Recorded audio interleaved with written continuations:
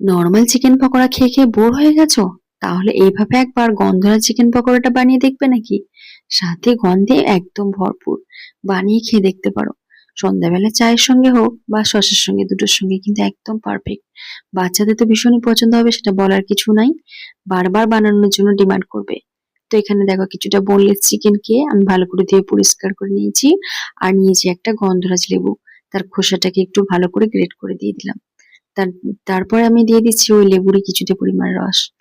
এরপরে আমি দেখো একটা মসলা রেডি করে নিচ্ছি, তার জন্য আদা, কাঁচা লঙ্কা, রসুন, ধনেপাতা, পুদিনা পাতাকে একটু জল দিয়ে ভালো করে পেস্ট বানিয়ে নেব। তারপর চিকেনের মধ্যে পেস্টটাকে দিয়ে দিলাম দেখো। এরপরে আমি এখানে দিয়ে দিচ্ছি কিছুটা গন্ধরাজ লেবুর পাতা কুচি। এটা দিলে স্বাদ কিন্তু আরো দ্বিগুণ হয়ে যায়। তারপর আমি এখানে দিয়ে দেবো পরিমাণ মতো পেঁয়াজ কুচি, আর দিয়ে দেবো পরিমাণ মতো ক্যাপসিকাম কুচি। এখানে দিয়ে দেবো 2 চামচের মতো নুন, আর হাফ চামচের মতো দিয়ে দেবো হলুদ গুঁড়ো, 1 চামচের মতো লঙ্কার গুঁড়ো, 1 চামচের মতো ধনের গুঁড়ো, 1 চামচের মতো গরম মশলার গুঁড়ো, আর হাফ চামচের মতো কাশ্মীরি লঙ্কার গুঁড়ো। তারপর আমি এখানে দিয়ে দেবো একটা মতো ডিম। আর বাইন্ডিং এর জন্য এখানে 1 কাপের মতো ময়দা দিলাম, হাফ কাপের মতো দিলাম কর্নফ্লাওয়ার। দিয়ে ভালো করে মিশিয়ে নিচ্ছি দেখো। যত চিকেন পকোড়া বানিয়ে খেয়েছো, এই গন্ধরাজ চিকেন পকোড়াটা কিন্তু সেরা। একবার বানিয়ে দেখতে পারো। বানিয়ে খেলে না যতবার বানাবে মনে হবে এটাই যেন বানাই। অন্য পকোড়া কিন্তু মুখে লাগবেই না।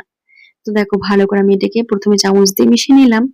তারপর দেখছি ভালোভাবে মেশানো হচ্ছে না, হাত দিয়ে লাগিয়ে দিলাম। হাতটাকে দিয়ে ভালোভাবে দেখো মিশিয়ে দিলাম।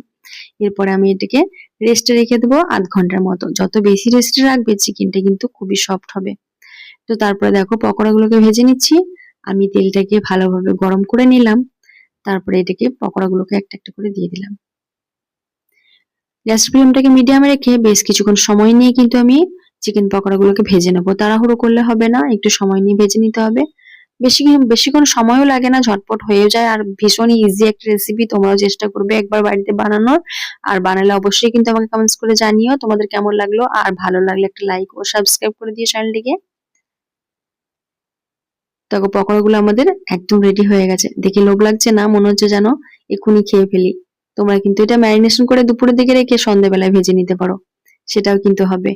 তো তারপরে দেখো এখানে আমার চিকেন পকোড়াগুলো একদম রেডি হয়ে গেছে খাবার জন্য। তো তোমরাও কিন্তু একবার ঝটপট এইভাবে বাড়িতে বানিয়ে ফেলো।